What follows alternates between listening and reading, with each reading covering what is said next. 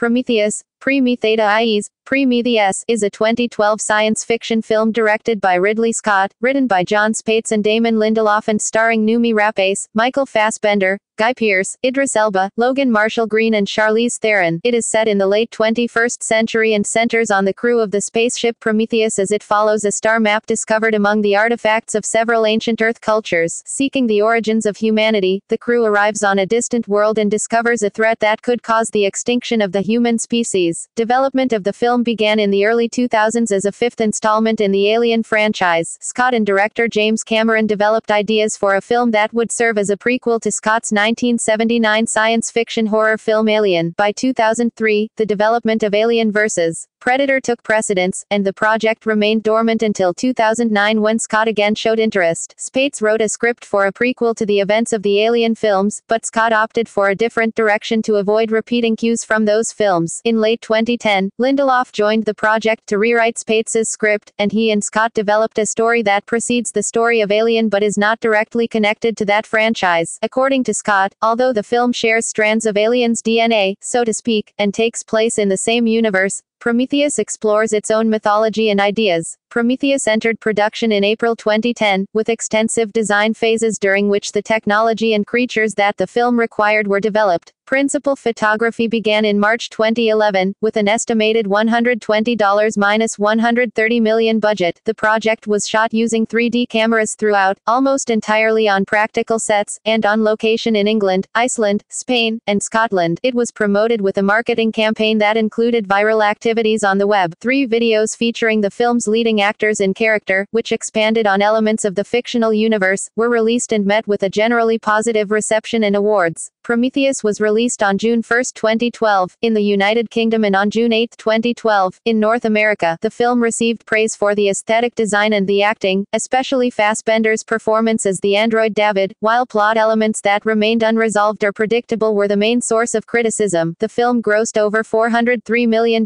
worldwide. A sequel, Alien Covenant, was released in the U.S. on May 19, 2017.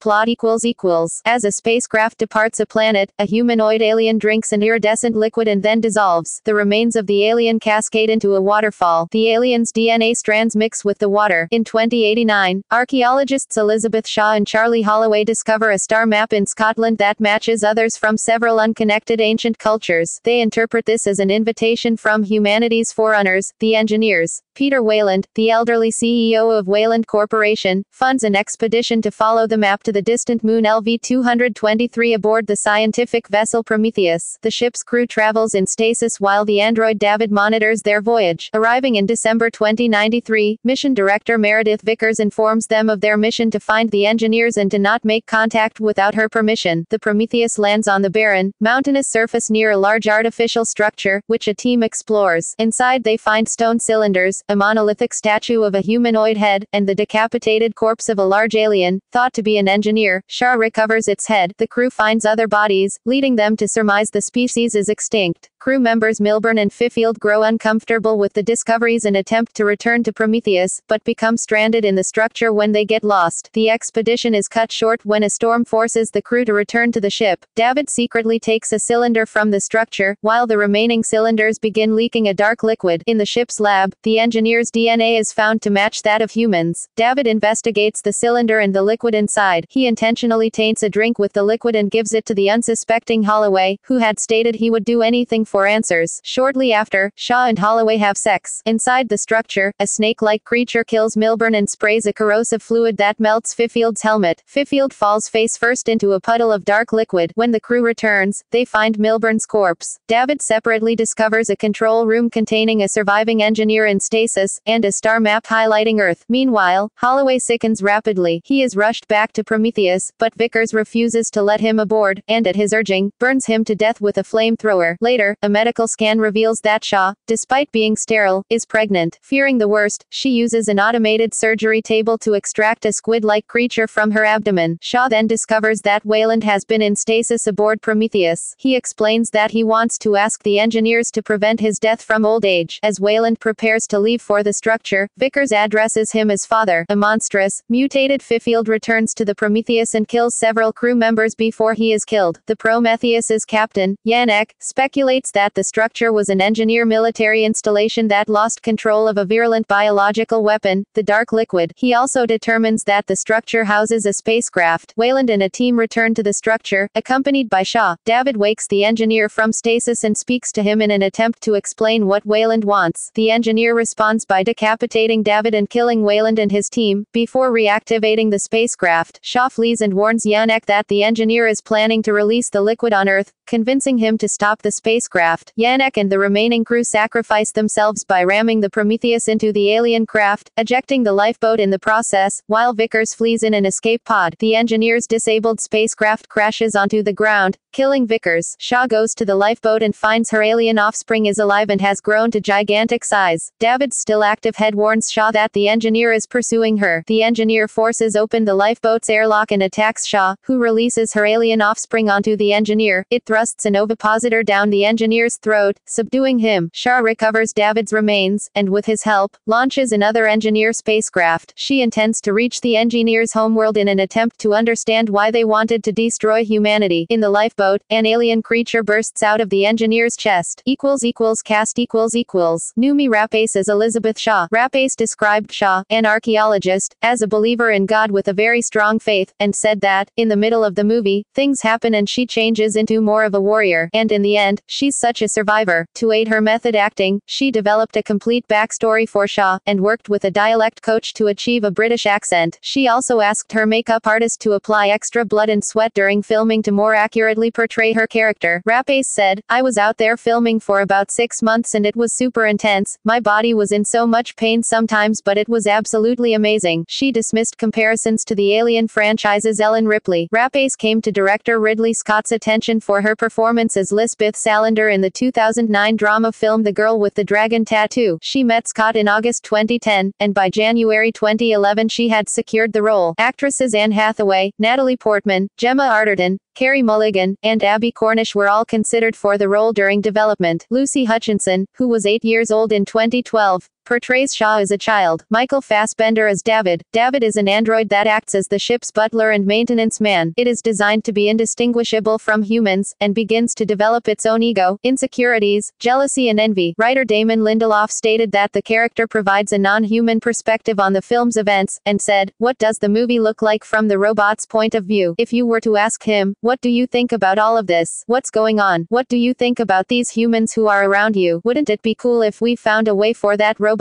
to answer those questions?" Fassbender said, "David's views on the human crew are somewhat childlike. He is jealous and arrogant because he realizes that his knowledge is all-encompassing, and therefore he is superior to the humans. David wants to be acknowledged and praised for his brilliance." David's blonde hair was modeled on that of T.E. Lawrence. Scott favored Fassbender for the role. By January 2011 he was confirmed to have joined the cast, despite earlier reports that his agents had sought too high a fee. Charlize Theron as Meredith Vickers. Vickers is a Weyland Corporation employee who is sent to monitor the expedition. Theron described the character as a suit who slowly sheds her skin through the film, and also as somewhat of a villain, who definitely has an agenda. She stated Vickers is pragmatic, and desperately wants to control the situation. Scott wanted the character to lurk in the background of scenes watching other characters instead of being the focus. Theron said that this helped layer her character because you are just so suspicious of her, instantly. The similarities between the appearances and mannerisms of Vickers and David were intended to raise the possibility that David was based on Vickers's DNA, or that Vickers is an android herself. After Theron was cast in the role, she developed 3 new scenes with Scott and Lindelof to expand her character. Physical action scenes, some of which involved her running through sand in 30-pound, 14 kilograms, boots were a problem for Theron. It was intended that Theron would portray Shaw, but a prior commitment to Mad Max, Fury Road prevented her involvement. When that film was delayed, she was able to rejoin Prometheus. Michelle Yeoh and Angelina Jolie were considered for the role. Idris Elba as Janek. Janek is the captain of the Prometheus. Elba described the character as a longshoreman and a sailor, with a military background. He said, "Being the captain is his life and the crew is his responsibility, and he's a realistic, pragmatic character. He has to get involved. In a film with huge ideas, you need a character like this, who can go, wait, why are we doing this?" Guy Pearce as Peter Weyland. Weyland is the billionaire founder and CEO of Weyland Corp. Lindelof described him as having a massive ego and suffering from a god complex. Applying the necessary prosthetics and makeup to transform Pearce into the aging Weyland took 5 hours, and an hour to remove it. Pearce observed elderly individuals to gain insight into the movement for his character, as he found replicating the impeded physical movement the most difficult part of the role. Max von Sydow was Scott's original choice to play Wayland, but the casting of Pearce made it possible for him to portray Wayland as both an elderly character and a younger man who appeared in an earlier script draft. Logan Marshall Green as Charlie Holloway. Holloway is an archaeologist and Shaw's love interest. Marshall Green was cast after he was seen performing on stage off-Broadway. He described Holloway as the 10th Games type scientist, and said that he liked the character's leap before looking philosophy. He also said that Holloway doesn't want to meet his maker. He wants to stand next to his maker. He's willing to go to the edge to get that. Describing the character's motivation, he said, he goes to the extreme in everything he does, sometimes for the better, sometimes for the worse of the Prometheus crew. I think what drives him is the thrill of the search. Marshall Green contrasted Holloway with Shaw, and said, she's the believer, I'm the scientist, I'm the skeptic, I'm the atheist. Sean Harris as Fifield. Fifield is a geologist who has become mentally unstable after many missions. Harris described the character as someone who can sense when things are up. He's your audience guy, going, don't go in that tunnel. We should not be doing this. Fifield's bright red mohawk hairstyle was designed by Harrison Scott, based on Scott's sketch of a man with a severe haircut. Rafe Spall as Milburn. Milburn is a biologist. Spall auditioned for another role, but Scott wanted him to play Milburn. On his casting, Spall said Alien is one of the best films ever made, and it's a real buzz to be in a spacesuit on an alien set with Ridley Scott coming and speaking to you. It's incredible. That's why I wanted to be an actor, to be in a spacesuit on an alien set. Other cast members include Kate Dickie as the ship's medic, Ford, Emun Elliott and Benedict Wong as, respectively, ship pilots Chance and Ravel, and Patrick Wilson as Shaw's father. Ian White and Daniel James portray engineers. Themes. The central theme in Prometheus concerns the eponymous titan of Greek mythology who defies the gods and gifts humanity with fire, for which he is subjected to eternal punishment. The gods want to limit their creations in case they attempt to usurp the gods. The film deals with humanity's relationship with the gods, their creators, and the consequence of defying them. A human expedition intends to find God and receive knowledge about belief, immortality and death. They find superior beings who appear godlike in comparison to humanity, and the Prometheus crew suffer consequences for their pursuit. Shaw is directly responsible for the events of the plot because she wants her religious beliefs affirmed, and believes she is entitled to answers from God. Her questions remain unanswered and she is punished for her hubris. The film offers similar resolution, providing items of information but leaving the connections and conclusions to the audience, potentially leaving the question unanswered. Further religious allusions are implied by the engineer's decision to punish humanity with destruction 2,000 years before the events of the film. Scott suggested that an engineer was sent to Earth to stop humanity's increasing aggression, but was crucified, implying it was Jesus Christ. However, Scott felt that an explicit connection in the film would be a little too on the nose. Artificial intelligence, a unifying theme throughout Scott's career as a director, is particularly evident in Prometheus, primarily through the android David. David is like humans but does not want to be like them, eschewing a common theme in robotic storytelling such as Blade Runner. David is created in the image of humanity, and while the human crew of the Prometheus ship searches for their creators expecting answers, David exists among his human creators yet is underwhelmed. He questions his creators about why they are seeking their own. Lindelof described the ship as a prison for David. At the conclusion of the film, David's creator, Wayland, is dead and his fundamental programming will end without someone to serve. Lindelof explained that David's programming becomes unclear and that he could be programmed by Shaw or his own sense of curiosity. Following Wayland's death, David is left with Shaw, and is sincere and interested in following her, partly out of survival and partly out of curiosity. Another theme is creation and the question of who am I, who made me, why hast thou forsaken me? Development of the in-universe mythology explored the Judeo-Christian creation of man, but Scott was interested in Greco-Roman and Aztec creation myths about gods who create man in their own image by sacrificing a piece of themselves. This creation is shown in the film's opening, in which an engineer sacrifices itself after consuming the dark liquid, acting as a gardener in space to bring life to a world. One of their expeditions creates humanity, who create artificial life, David, in their own image. David then introduces the dark liquid to Holloway, who impregnates a sterile Shaw, and the resulting child impregnates an engineer, creating the child of all three generations. Scott likened the engineers to the dark angels of John Milton's Paradise Lost, and said that humanity was their offspring and not God's. Shaw is the only religious believer in the crew and openly displays her religious belief with a necklace of a Christian cross. Lindelof said that with her scientific knowledge, her beliefs felt outdated in 2093. Shaw is excited when she learns that she was created by the engineers and not a supernatural deity, but rather than cause her to lose her faith, it reinforces it. Lindelof said that asking questions and searching for meaning is the point of being alive, and so the audience is left to question whether Shaw was protected by God because of her faith. Scott wanted the film to end with Shaw's declaration that she is still searching for definitive answers. In addition to the religious themes, Lindelof said that Prometheus is pro-science and explores whether scientific knowledge and faith in God can coexist. Scott also expands on the original Alien universe by creating a distinctly English mythology informed by Milton's Paradise Lost and the symbolic drawings of William Blake. Production development Development on a fifth film in the Alien franchise was in progress by 2002. Alien star Sigourney Weaver also expressed interest in returning to the series. Aliens director James Cameron discussed the potential for a sequel with Scott, and began working with another writer on a story for the film. It was then that 20th Century Fox approached Cameron with a script for a crossover film that would pit the series' monsters against the title characters of the Predator films. This project became the 2004 science fiction film Alien vs. Predator. After Fox confirmed that it would pursue the crossover, Cameron stopped working on his own project, believing the crossover would kill the validity of the franchise. In 2006, Cameron confirmed that he would not return to the Alien sequel project, believing that the series was Fox's asset, and he was unwilling to deal with the studio's attempts to influence the potential sequel. In May 2009, Fox said that the project was a reboot of the Alien franchise, and soon afterwards was reported as an untitled prequel to Alien. Development stopped in June 2009 when Fox clashed with Scott over his selection of former television advertisement director Karl-Erik Rinsk as director. Fox was only interested in pursuing the project if Scott directed. By July 2009, Scott was contracted to direct the film, and screenwriter John Spaihts was hired to write the script based on his pitched idea for a direct Alien prequel. With the director and writer in place, and pleased with Spaihts' pitch, Fox scheduled a release date for December 2011, but this was eventually cancelled. In June 2010, Scott announced that the script was complete and that pre-production would begin, and a filming date was set for January 2011. Fox eventually pushed to develop the project into an original work, and by July 2010, Lindelof had been hired to redevelop Spaihts' screenplay. In October 2010, Lindelof submitted his rewritten screenplay to Fox. Scott had initially requested a $250 million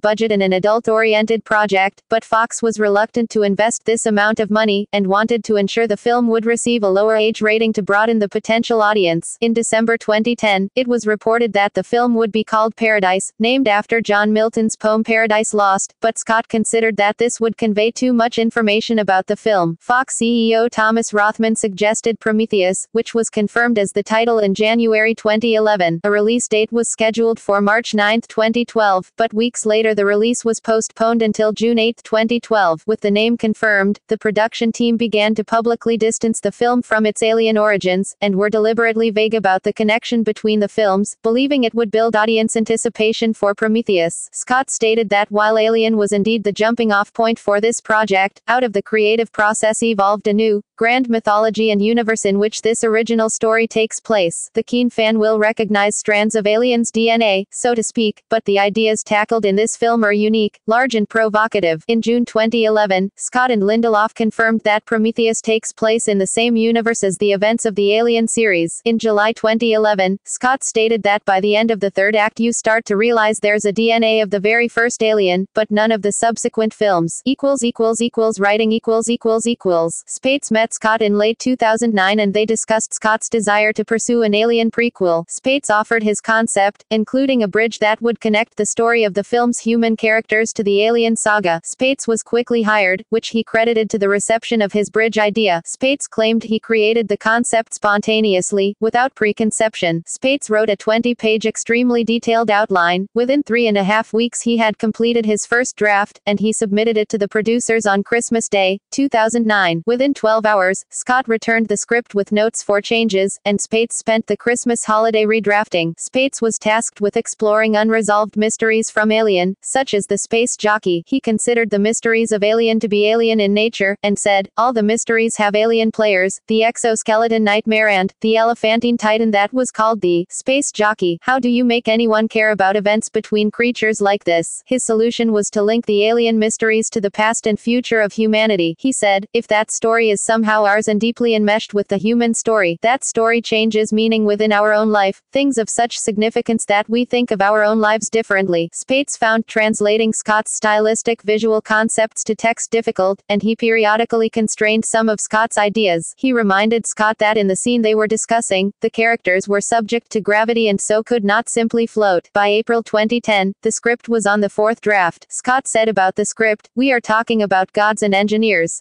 of space, and were the aliens designed as a form of biological warfare, or biology that would go in and clean up a planet? In June 2010, Scott announced that the script was complete and ready for filming. However, Scott instead contacted Lindelof and asked him to review Spaihts' script. Within the hour, a messenger delivered the script to Lindelof and informed him that he would wait outside to return it as soon as Lindelof had finished reading it. Lindelof was unaware of what Scott and the producers liked about the existing script, and informed them that he found the general concept appealing, but that the story relied too heavily on elements of the Alien films, such as the alien creature's life cycle. As a direct prequel to Alien, the story was shaped to lead into that film's story, and to recreate the familiar cues of that series, and Scott wanted to avoid repeating his previous accomplishments. Lindelof said, if the ending to Prometheus is just going to be the room that John Hurt walks into that's full of alien eggs in Alien, there's nothing interesting in that, because we know where it's going to end. Good stories, you don't know where they're going to end. A true prequel should essentially precede the events of the original film, but be about something entirely different, feature different characters, have an entirely different theme, although it takes place in that same world. Lindelof said that the other parts of the script were strong enough to survive without the alien hallmarks, such as the alien creature, which he believed had been diluted by the exposure it had received. He said, the producers were just looking for someone to say to them, hey, we don't need the alien stuff in here. It shouldn't be about that. It can be a part of this movie, but it shouldn't be what it's about. Lindelof said that the film could instead run parallel to the Alien series and that a sequel would be Prometheus 2 and not Alien, and submitted an idea for how such a sequel could work. Lindelof met with the producers the following morning, and was hired shortly afterward in late 2010. Under Lindelof, the script diverged from Spaihts' Alien prequel into an original creation. Scott and Lindelof worked together 5 days a week between July and August 2010 to construct the vision Scott wanted to convey and decide what script changes were needed, including scaling back the alien symbolism and tropes. In August and September 2010, Lindelof spent almost 5 weeks writing his first draft, which he submitted in mid-September 2010. Inspired by Blade Runner and Spaihts' script, Lindelof thought that it would be possible to combine an alien story of action and horror with the Blade Runner thematic, to ask bigger questions than he felt were normally posed in science fiction films. Lindelof said, Blade Runner might not have done well financially when it first came out, but people are still talking about it because it was infused with all these big ideas. Scott was also talking about very big themes in Prometheus. It was being driven by people who wanted the answers to huge questions, but I thought that we could do that without ever getting too pretentious. Nobody wants to see a movie where people are floating in space talking about the meaning of life. That was already present in Spaihts' original script and Scott just wanted to bring it up more. Scott's story concept was partially inspired by Chariots of the Gods, Eric von Daniken's work about the theory of ancient astronauts, which hypothesizes that life on Earth was created by aliens. Scott said, NASA and the Vatican agree that it is almost mathematically impossible that we can be where we are today without there being a little help along the way. That's what we're looking at in the film, at some of Eric von Daniken's ideas of how did we humans come about. Spaihts originated the idea that David, the android, is like humans but does not want to be anything like them, eschewing a common theme in robotic storytelling such as Blade Runner. He also developed the theme that while the human crew is searching for their creators, David is already among its creators. Scott liked these ideas and further explored them in Lindelof's rewrite. For Shaw, Lindelof felt it was important that she was distinct from Alien's Ripley, to avoid inevitable comparisons between the two characters. In Spaihts' draft, Shaw was directly responsible for the events of the plot because she wants to seek out potentially dangerous knowledge. As with David, Lindelof expanded this facet of the character during his rewrites. He spent approximately 8 months developing the script, finishing in March 2011 as filming began.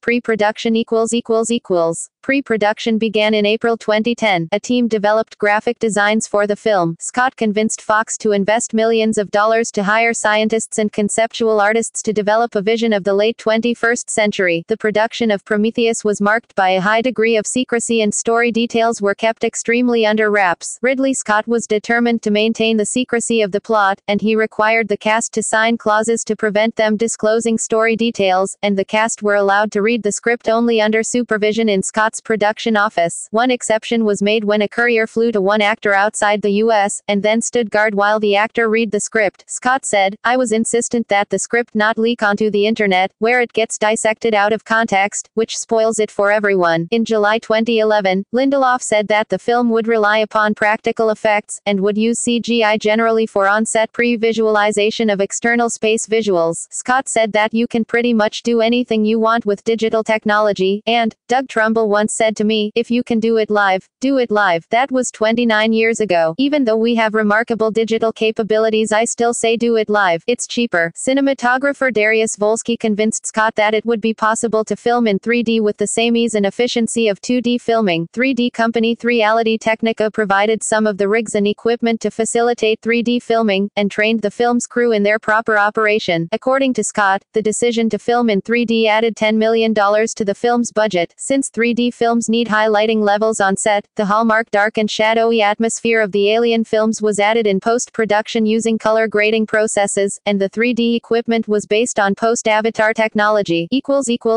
Principal photography Principal photography began on March 21, 2011, lasted 82 days, and had an estimated $120–130 million budget. Filming began at Shepperton Studios and Pinewood Studios in England. Scott used 8 sound stages for filming, including the 007 stage. Studio space was limited and the crew had to make 5 stages work for approximately 16 sets, and increased the size of the 007 stage by over 30. Exterior shots of the alien world were shot in Iceland, where filming occurred for 2 weeks. It commenced on July 11, 2011, at the base of Hekla, an active volcano in southern Iceland. Speaking about working at the volcano, Scott said, "If one is afraid of nature in this profession, then it would be best to find a different job." Filming also took place at Dettifoss, one of the most powerful waterfalls in Europe. The Iceland shoot involved 160 Icelandic crew members and over 200 imported crew. Scott said that the filming in Iceland comprised approximately 15 minutes of footage for the film, and that the area represented the beginning of time. Morocco had been chosen as a location for these scenes, but the 2010 Arab Spring protests forced the change of venue. Alternatives including the Mojave Desert had been considered, but Scott explained that Iceland was ultimately chosen because here it is so rough and Jurassic-like, and that proved decisive. In September 2011, filming moved to the Ciudad de la Luz audiovisual complex in Alicante, Spain. Shooting areas included the complex's large water tank, and a nearby beach. The complex was booked from August 22,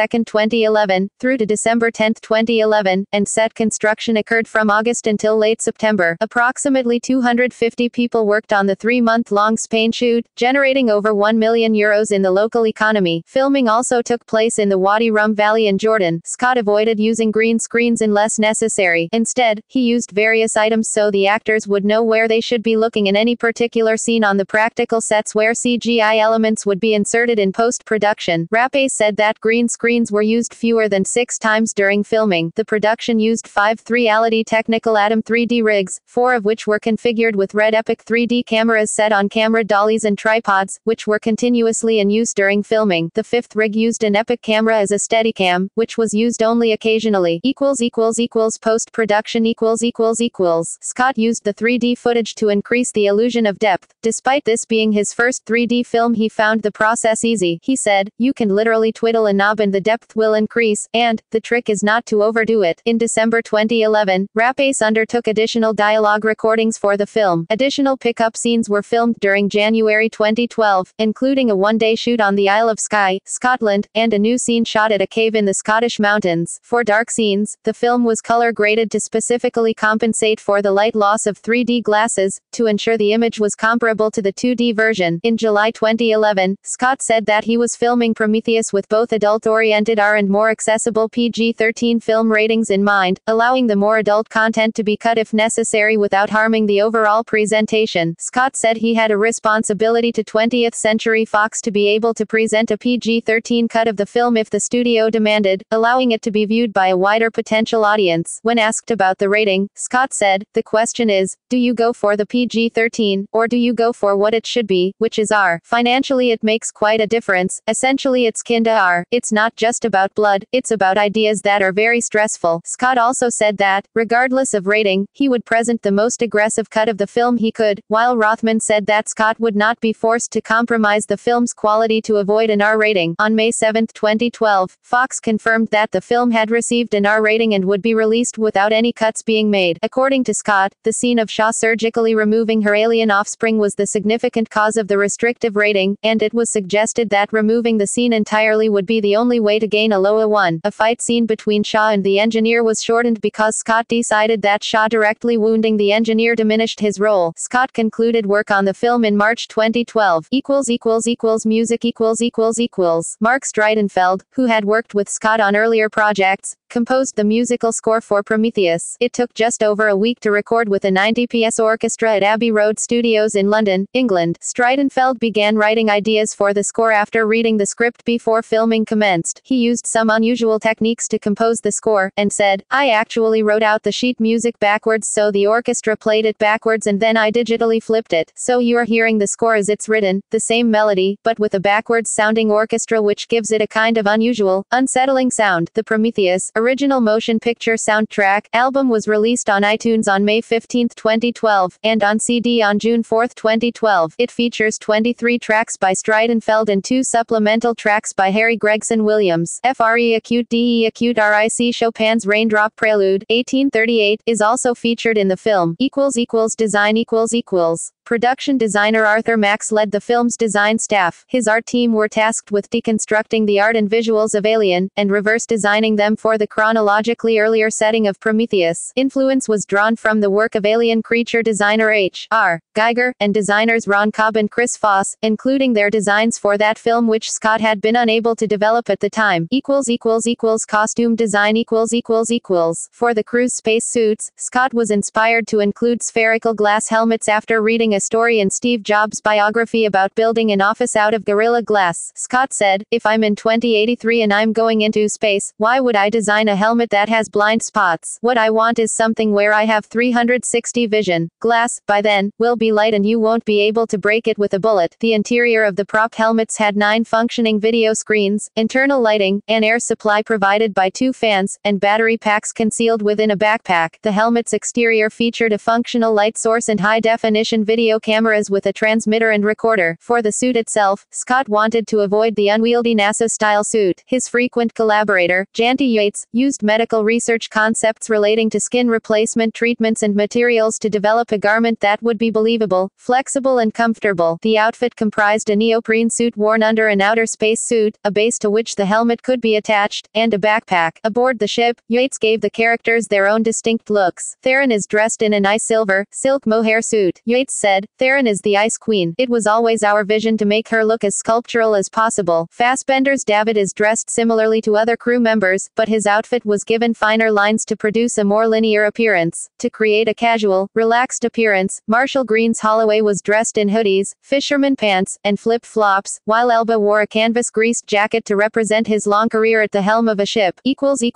Sets and vehicles Arthur Max designed the sets such as the alien world landscape and structures, and the vehicles, including the Prometheus and the engineer's ship. Digital 3D models and miniature replicas of each set were built to allow the designers to envisage the connections between them and to know where the CGI elements would be inserted. To better blend the practical and the digital, the design team took rock samples from the Iceland location so they could match the graphical textures with the real rocks. To create the Prometheus, Max researched NASA and European Space Agency spacecraft designs, and extended these concepts with his own ideas of how future space vehicles might look. He said that he wanted to do something that was state-of-the-art, which would represent a flagship spacecraft with every technology required to probe into the deepest corners of the galaxy. The interior of the Prometheus was built across a two-level structure, fronted by a large, faceted, wrap-around windscreen. Theron's quarters were designed to represent her high status in the crew, and were furnished with modern and futuristic items, including Swarovski chandeliers and a Fazioli piano. The ship's garage was built on the backlot of Pinewood Studios in England. The vehicles inside were built in 11 weeks and were designed to operate on difficult terrain while having a futuristic aesthetic. Max created a large pyramid structure for the alien world, which had its main interior areas connected by a series of chambers, corridors, and tunnels. It was so large that some members of the film crew became lost inside it. The pyramid was enhanced in post-production to further increase its size. One of the key sets, the chamber where the crew find the humanoid head statue, was designed to resemble the interior of a cathedral and convey a quasi-religious impression. Geiger designed the murals that appear within the chamber. For the scene of the Prometheus descent to the alien moon LV-223, visual effects art director Stephen Messing referenced NASA imagery, including vortex cloud structures. He also used aerial photographs of locations in Iceland and Wadi Rum shot by VFX supervisor Richard Stammers and his team. Messing painted over these images and combined them with 3D set extensions to create a realistic altered landscape. Scott wanted the ship's descent scenes to have a sense of grandeur to contrast the dark and shrouded descent featured in Alien. Much of LV-223's world was based upon the world visited in Alien, but scaled back as Scott felt some elements were too unrealistic. Other influences were the Martian mountain Olympus Mons and several large mountain structures on Earth. NASA advisors provided concepts for the aesthetics of alien worlds which were incorporated into the design work. MPC developed a digital representation of Wadi Rum using the design material, modified it to locate the alien pyramid and a landing area for the Prometheus, and resized the planet's natural features relative to the alien structures.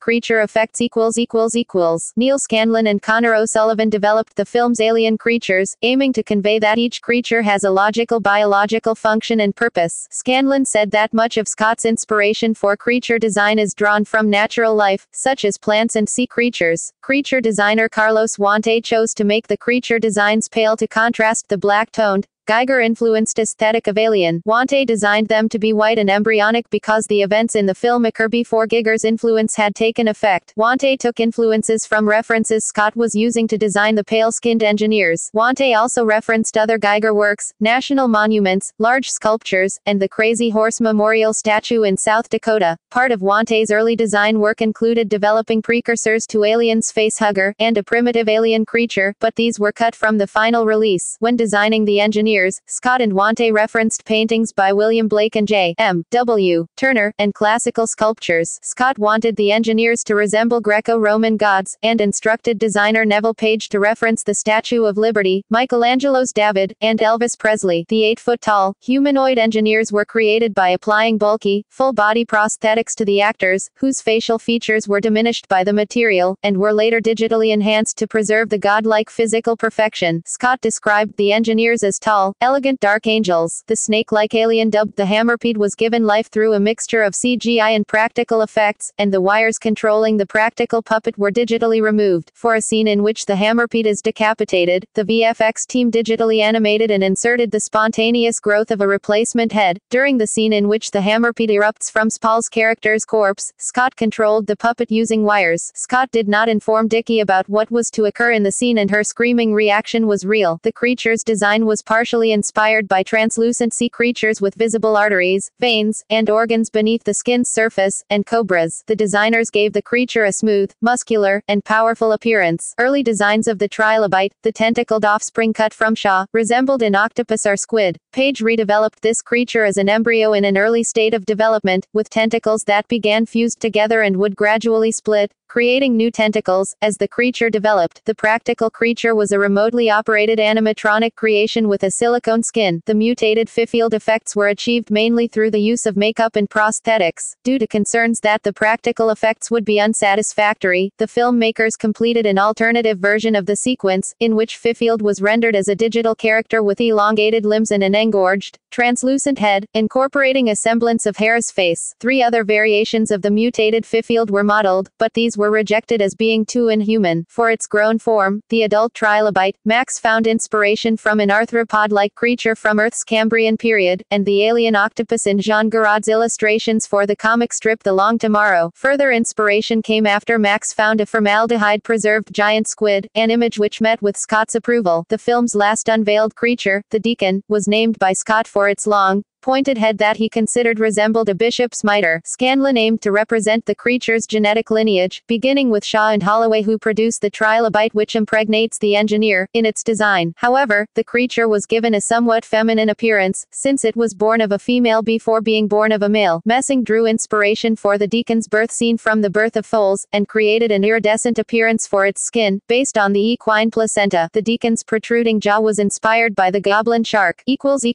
Sound effects. Sound effects were generated with a variety of sources including pop rocks, a brand of popping candy, and a parrot. The glistening ice forming on the stone cylinders discovered in the film was created by applying the popping candy to materials such as wet metal and stone that was then sprayed with water to produce the popping, cracking sound. Sound designer Ansha Belli's parrot was recorded over several weeks to document her variety of vocalizations, which were then used as beeps, alarms, and the cries of Shaw's alien offspring. Visual effects.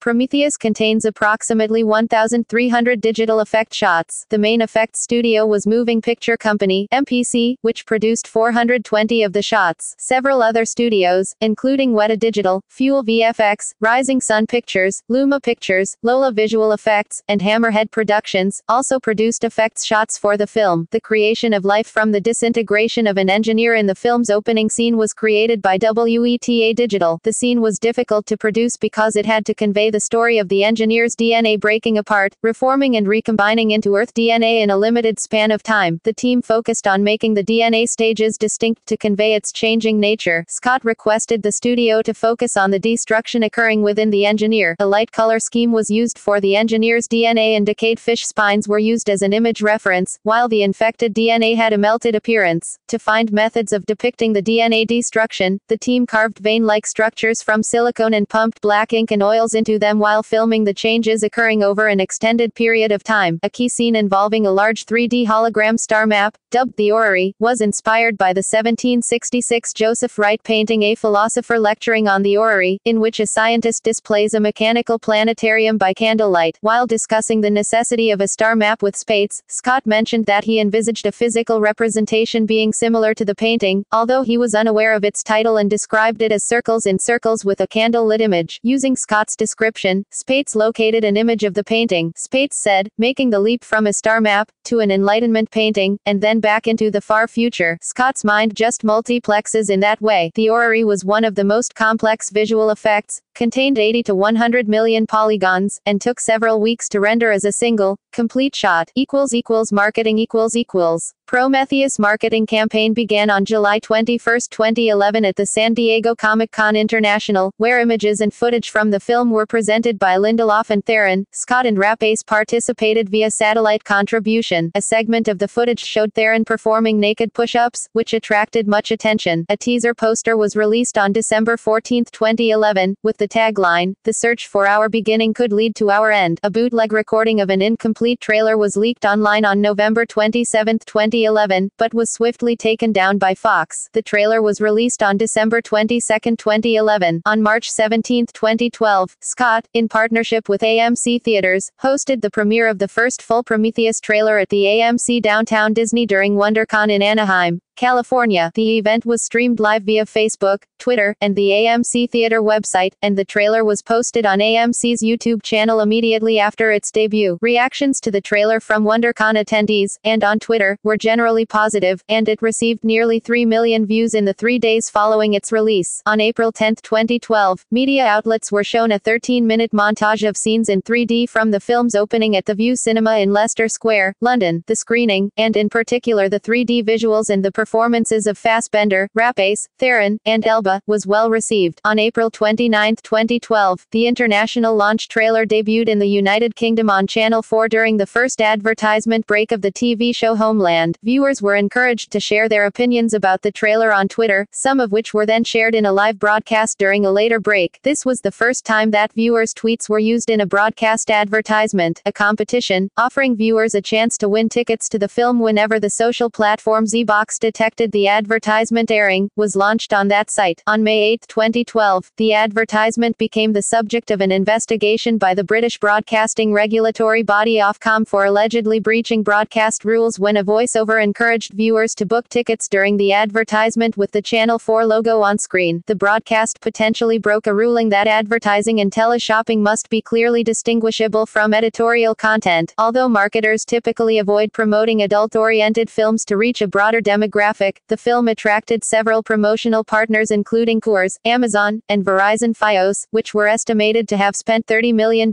in marketing support. Amazon directed interested users to purchase tickets through Fandango, and placed promotional material in products shipped to customers. This was the first time that Amazon had allowed such marketing by an external company. The premiere in London was streamed live via the film's website and the Verizon Fios Facebook page. The event was facilitated by Boombox, which took audience questions from social sites and gave them to reporters to ask at the event. The National Entertainment Collectibles Association (NECA) released a series of Prometheus action figures in September 2012. A book, Prometheus, The Art of the Film, containing production art and behind-the-scenes photographs, was released on June 12, 2012. Viral campaign A viral marketing campaign began on February 28, 2012, with the release of a video featuring a speech by Pearce, in character as Peter Weyland, about his vision for the future. Set in 2023, the video presents a futuristic vision of a TED conference, an annual technology and design event held in Long Beach, California. The segment was conceived and designed by Scott and Lindelof, and directed by Scott's son, Luke. The production was made in collaboration with, and made available through TED because Lindelof wanted to introduce new audiences to the conference itself. Lindelof said that the scene takes place in a futuristic stadium because a guy like Peter Weyland, whose ego is just massive, and the ideas that he's advancing are nothing short of hubris, that he'd basically say to TED, if you want me to give a talk, I'm giving it in Wembley Stadium. TED community director Tom Reilly helped the film's producers gain approval for the use of the TED brand, which had not previously been used for promotional purposes. Reilly was involved in designing the 2023 conference, and said that the association generated millions of unique visits to the TED website. The video's release was accompanied by a fictional TED blog about the 2023 conference and a tie-in website for the fictional Weyland Corporation. On March 6, 2012, the Weyland website was updated to allow visitors to invest in the company as part of a game, which would reveal new Prometheus media. During the 2012 WonderCon, attendees at the film's panel were given Weyland Corporation business cards that directed them to a website and telephone number. After calling the number, the caller was sent a text message from Weyland Corporation that linked them to a video that was presented as an advertisement for the David 8 Android, narrated by Fassbender. An extended version of the video, released on April 17, 2012, lists the android's features, including its ability to seamlessly replicate human emotions without the restrictions of ethics or distress. A full-page David 8 advertisement was placed in the Wall Street Journal, a Twitter account operated by a David 8, that allowed Twitter users to ask the character questions, was included. A partnership with Verizon Fios was launched, offering a virtual tour of the Prometheus spaceship. Another video, Quiet Eye, starring Rapace as Shaw, was released on May 16, 2012, and debuted on the Verizon Fios Facebook page. In a telephone call monitored by Yutani, a fictional company from the Alien series, Shaw requests Weyland's aid to seek out alien life. In France, the Saint Martin Ghost train station was converted to resemble alien architecture from the film, and was visible to passing commuters. The campaign continued after the film's release with a website that was listed during the film's end credits. The site referenced the philosophical novel Thus Spoke Zarathustra by Friedrich Nietzsche, and featured a video of Weyland, who quotes from the book. Another video followed in September 2012, featuring Elba's Captain Janek preparing for a mission. At the May 2012 Digital Hollywood Conference, Lindelof said that the videos originated from the question of the film film's status as an Alien prequel. It was decided that creating videos with the film's stars would generate more interest than any commentary about its connection to the Alien films. He also said that the videos needed to be cool enough to justify their existence, but not so important that their absence from the final film would be an issue for audiences. Release The premiere of Prometheus took place on May 31, 2012, at the Empire Cinema in Leicester Square, London. The film was released in the United Kingdom on June 1, 2012, and in North America on June 8, 2012. It was simultaneously released in IMAX theaters and in 3D, and it is encoded 4D box motion seats that provide physical feedback to the audience during the film.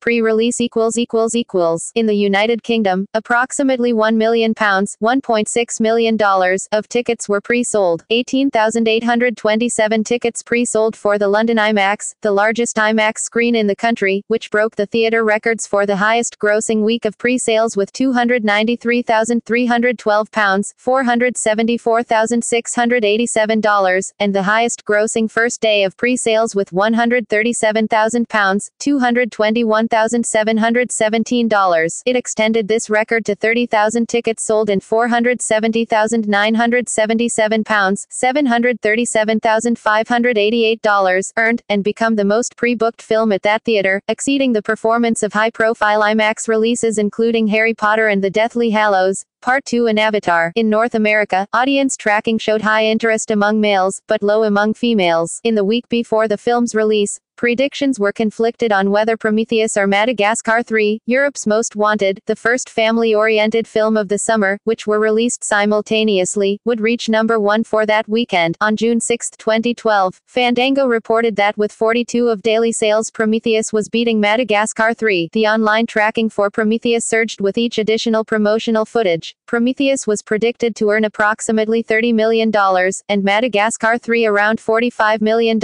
As the weekend approached, tracking suggested a $55 million debut for Madagascar 3 and $55 million for Prometheus. Prometheus was disadvantaged by Madagascar opening in 264 more theaters and its adult rating Box office Prometheus was considered a financial success overall. After a strong start in North America, the film failed to meet the studio's expectations, but it continued to perform strongly in other territories until the end of its theatrical run. Prometheus earned $126,477,084, 31.4 in North America and $276,877,385, 68.6 elsewhere for a worldwide total of $403,354,469, making it the 15th highest grossing film of 2012, and the 159th highest grossing film worldwide unadjusted for inflation. Prometheus was released in 15 markets between May 30 and June 1, 2012, about a week before its North American release. The earlier start in these countries was timed to avoid competition with the start of the 2012 UEFA European Football Championship the following week. On its opening day, which varies depending on the country, it earned $3.39 million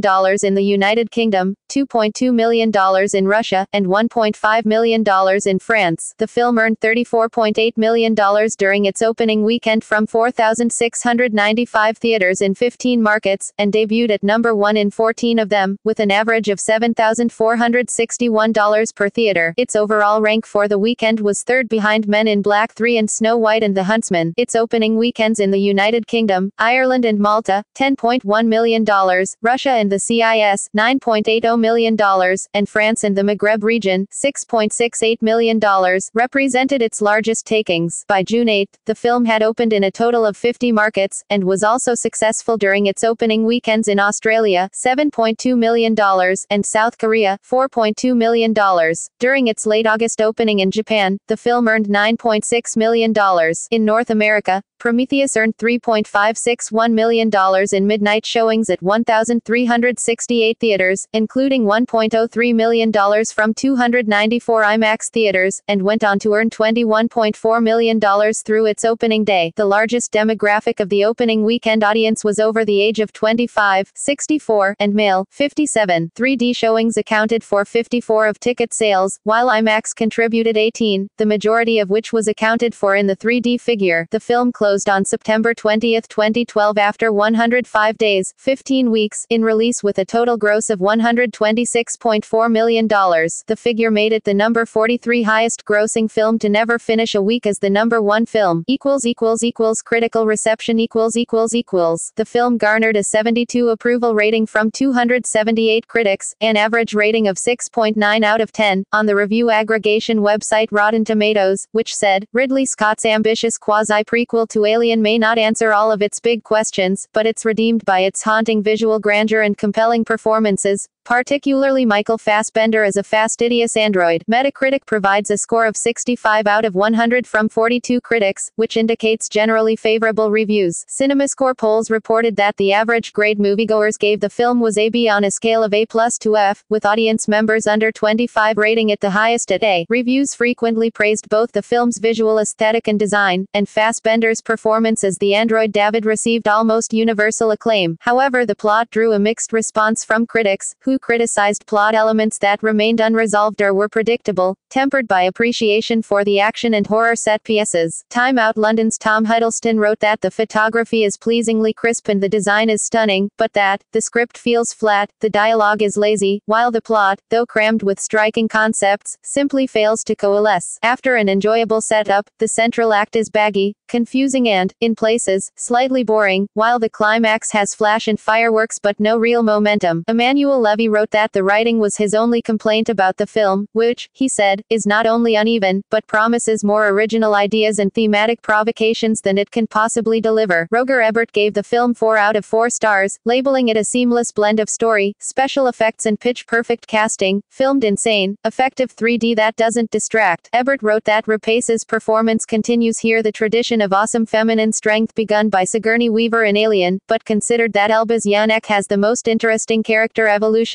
Ebert thought that the plot raises questions and does not answer them, which made the film intriguing and parallel to the classic tradition of Golden Age sci-fi. He later went on to name it as one of the best films of 2012. Total Films' Jonathan Crocker wrote that the plot successfully integrated itself with Alien's mythology while offering its own original ideas. Entertainment Weekly's Lisa Schwartzbaum was positive towards the cast, particularly Rapace, and the cinematography. Salon's Andrew O'Hahir wrote that the film was somber, spectacular and ponderous, but that the portentousness and grandiosity is at once the film's great strength and great weakness, and criticized the characters for lacking common sense. O'Hahir also mentioned Wolski's cinematography and Max's production design. The New York Times A.O. Scott criticized the story as weak, and argued that the narrative's twists and reversals undermine its lofty, mind-blowing potential. He said the film has no revelations, just bits of momentarily surprising information bereft of meaning or resonance, and that Rapace is a fine heroine, vulnerable and determined. Variety film critic Justin Chang wrote that the film's narrative structure was unable to handle the philosophical dimension of the plot, and that Prometheus was lazily deferring key plot points under the presumption that a sequel would be made. The Guardian's Peter Bradshaw wrote that Prometheus was more grandiose, more elaborate, but less interesting than Alien, and lacked the latter's central killer punch. The Village Voice's Nick Pinkerton wrote that the film is prone to shallow ponderousness, and that Scott can still mimic the appearance of an epic, noble, important movie, but the appearance is all. He criticized Rapace and Marshall Green for failing to instill interest in their Chiractas relationship, but added, there are a few set pieces here that will find a place of honor among aficionados of body horror and all things clammy and viscous. James Cameron said, I enjoyed Prometheus. I thought it was great. I thought it was Ridley returning to science fiction with gusto, with great tactical performance, beautiful photography, great native 3D. There might have been a few things that I would have done differently, but that's not the point. You could say that about any movie. Accolades home media In North America, Prometheus DVD and Blu-ray disc releases were listed for pre-order in partnership with Amazon on June 1, 2012, a week before the film was released in theaters. A limited number of cinema tickets for the film were offered as a pre-order incentive. In June 2012, FX obtained the rights to the film's network television premiere. On September 7, 2012, Fox announced that Prometheus would be the launch title of its new digital distribution initiative Digital HD. The film was released on September 18, 2012, 3 weeks prior to its DVD, Blu-ray disc and video on demand (VOD) release, for downloading and streaming through platforms including Amazon, iTunes, PlayStation Network and Xbox Live in over 50 countries. The film was released on Blu-ray disc and DVD on October 9, 2012. The Blu-ray disc edition of the film was released in a 2-disc set and a 4-disc collector's edition. Both versions contain the theatrical cut of Prometheus, commentary by Scott, Lindelof and Spaihts, a DVD and digital copy of the film, alternate and deleted scenes, and other features. Additionally, the collector's edition contains the 3D version of the film and approximately 7 hours of supplemental features, including a documentary on the film's production. On October 8, 2012, it was reported that Fox had requested an extended version of the film for home media, but Scott refused to edit cutscenes back into the theatrical version of the film, which he considered his director's cut. During its first week of sale in the United Kingdom, Prometheus was the #1 selling film on DVD and Blu-ray disc, outselling its nearest competitor by a factor of 3. Fox will release the film on Ultra HD Blu-ray on September 18, 2017 in the UK, with a US release to follow. On March 17, 2012, Scott said that the film leaves many questions unanswered and that these could be answered in a sequel. He said, "If we're lucky, there'll be a second part. It does leave you with some nice open questions." Asked whether a sequel would be a direct prequel to Alien, Lindelof said, "If we're fortunate enough to do a sequel, it will tangentialize even further away from the original Alien." In June 2012, Lindelof said that while plot elements were deliberately left unresolved so that they could be answered in a sequel, he and Scott had thoroughly discussed what should be resolved so that Prometheus could stand alone, as a sequel was not guaranteed. Scott said that a sequel would follow Shaw to her next destination, because if it is paradise, paradise cannot be what you think it is. Paradise has a connotation of being extremely sinister and ominous. Lindelof cast doubt on his participation, and said, "If Scott wants me to be involved in something, that would be hard to say no to. At the same time, I do feel like Prometheus might benefit from a fresh voice or a fresh take or a fresh thought." Scott said that an additional film would be required to bridge the gap between the Prometheus sequel and Alien. Scott later stated it would take an additional 2 sequels to bridge the gap to Alien. As of August 1, 2012, Fox was pursuing a sequel with Scott, Rapace, and Fassbender involved, and was talking to new writers in case Lindelof did not return. The film would be scheduled for a release no earlier than 2014. In December 2012, Lindelof had decided not to work on a sequel, citing other commitments. In June 2013, Jack Paglen was in negotiations to write the sequel. In October 2013, Scott confirmed that the script was complete, but in March 2014, Michael Green was hired to rewrite Paglen's script. In August 2015, it was announced that production for the film would begin in January 2016 with Michael Fassbender and Noomi Rapace reprising their roles, and Scott directing. While at the Toronto International Film Festival to promote his film The Martian, Scott stated that production on the film will begin in February 2016. In September 2015, Scott said that the title of the sequel will be Alien: Paradise Lost, an allusion to John Milton's epic poem, which may also suggest a deeper connection with the Alien franchise. In an interview with Empire, Scott said that the title change did not affect the film's story and the film will have a connection to the character of Ellen Ripley. In October 2015, Deadline.com reported that Rebecca Ferguson is in negotiations for a role. In November 2015, Scott announced that the film was retitled Alien: Covenant. In December 2015, Deadline reports that actress Catherine Waterston was cast in the lead role of Daniels. Alien: Covenant will take place 10 years after the events of Prometheus. Scott has stated that the sequel will be a hard R rating. In February 2016, Danny McBride entered negotiations to join the film as a crew member of the Covenant ship, along with Demian Bichir, Jussie Smollett, Amy Seimetz, Carmen Ejogo, Kali Hernandez, Alex England and Billy Crudup joining the cast. The film was released on May 19, 2017. Comics. In 2013, a comic book series was announced by Dark Horse Comics that serves as a spin-off to Prometheus. The series, titled Fire and Stone, is an Alien vs. Predator crossover featuring content exclusive to Prometheus. The first issue of Fire and Stone was released on September 10, 2014. References journals Hewitt, Chris, May 2012. Why Are We Here? Empire, Bauer Media Group. Leyland, Matthew, June 2012. Origin of the Species. Total Film. Future PLC, 193. Free, Aaron, Mottram, James, Pringle, Jill, April 2012. Inner Space, Film Inc., 906. Nashawati, Chris, December 2, 2011. Ridley Scott Returns to Space. Entertainment Weekly. Time Inc., 1183. McCabe, Joseph, Farley, Jordan, Edwards, Richard, May 2012. Gods and Monsters. Actors, A Shaw Thing, He, Robot, SFX, Future PLC, 222. Nashawati, Chris, May 18, 2012. Birth of a New Alien. Entertainment Weekly. Time Inc. 1207. External links Project Prometheus, a viral website about the film's human expedition. Wayland Industries, a viral website featuring in-universe background information. Prometheus at AllMovie. Prometheus at the Internet Movie Database. Prometheus at Metacritic. Prometheus at Rotten Tomatoes.